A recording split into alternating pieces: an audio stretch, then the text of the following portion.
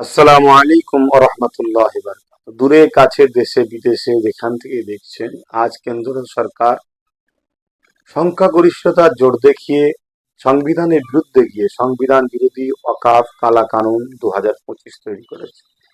তার বিরুদ্ধে দেশ জুড়ে বিভিন্ন রাজ্যে আন্দোলন হচ্ছে এখনো। বাংলাতেও ব্যাপক আন্দোলনের সাড়া পড়েছিল।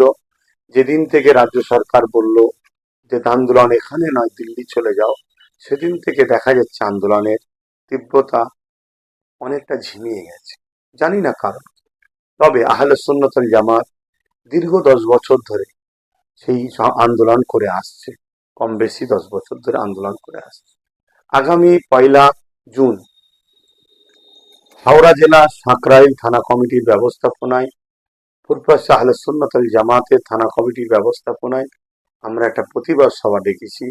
সেখানে পাহেলগাম ও এই যে কেন্দ্র সরকারের সংবিধান বিরোধী ওয়াকফ কালা কানুনের বিরুদ্ধে প্রতিবাদ সভা, প্রত্যেকটা ধর্মপ্রাণ এবং সংবিধান প্রাণ এবং পহেলগাম এই যে বর্বরচিত সন্ত্রাসী হামলার নিন্দাকারী প্রত্যেককে আসার জন্য আহ্বান জানাচ্ছি।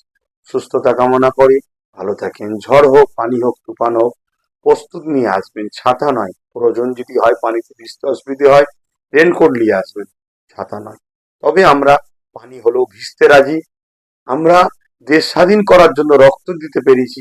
আজকে দেশের সংবিধান শেষ হয়ে যাচ্ছে, ইসলামের ঐতিহ্য শেষ হয়ে যাচ্ছে, সেখানে একটু ভিজতে পারবো না? তাই আমরা আসছি, আপনারাও আসবেন। সুস্থ থাকেন, ভালো থাকেন। আল্লাহ হাফেজ।